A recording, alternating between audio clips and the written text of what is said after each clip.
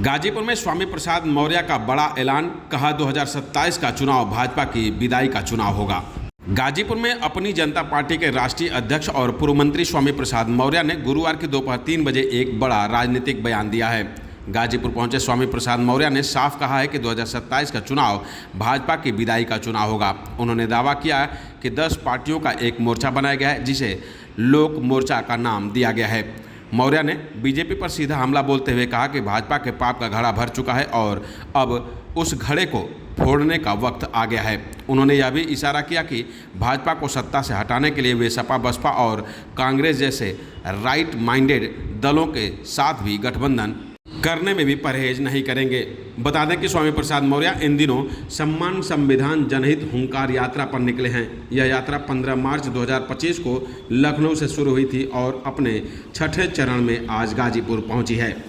फिलहाल पूरे मामले में स्वामी प्रसाद मौर्य ने और क्या कुछ बताया, खुद सुने। संविधान सम्मान जनहित हुंकार यात्रा अपनी जनता पार्टी के नेतृत्व में 15 मार्च 2025 से लखनऊ स्थित डॉक्टर भीमराव अंबेडकर सामाजिक पर्यटन स्थल से प्रारंभ हुई थी। 6वें चरण की यात्रा में हम आज गाजीपुर पहुंचे हैं। ये 6वें चरण की यात्रा 21 तारीख को आजमगढ़ में पूरी होगी, जिस पर हम 42 जिले का दौरा अब तक पूरा कर चुके होंगे। वहीं पर पूरे प्रदेश की कानून व्यवस्था ध्वस्त हो चुकी है। प्रदेश जंगल राज बन गया है। गुंडे माफिया अपराधी सत्ता के गलियारे में चहलकदमी करते नजर आते हैं। आज बेतहाशा दलितों, आदिवासियों, पिछड़ों पर जुर्म जाति अत्याचार की घटनाएं बढ़ी हैं। आए गए दिन दलित, आदिवासी, पिछड़े नौजवान की हत्या होना, बहन बेटियां बलात्कार शिकार बनाया जाना और उसके एवज में जहां अपराधियों के खिलाफ कड़ी कार्रवाई होनी चाहिए, सत्ता पक्ष अपराधियों को बचाने में पूरी ताकत लगाती है। इस तरीके से जंगल राज की तपिश अब तो भाजपा तक पहुंचने लगी है, सावधान कर रही है।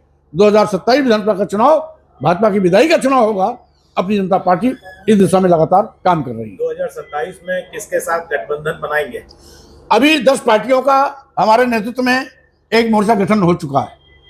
लोक मोर्चा नाम दिया गया है और लोक मोर्चा पूरे प्रदेश में सक्रिय होकर के अपने अपने पार्टी के बैनर तले और संयुक्त रूप से लोक मोर्चा के बैनर तले भी काम कर रही है।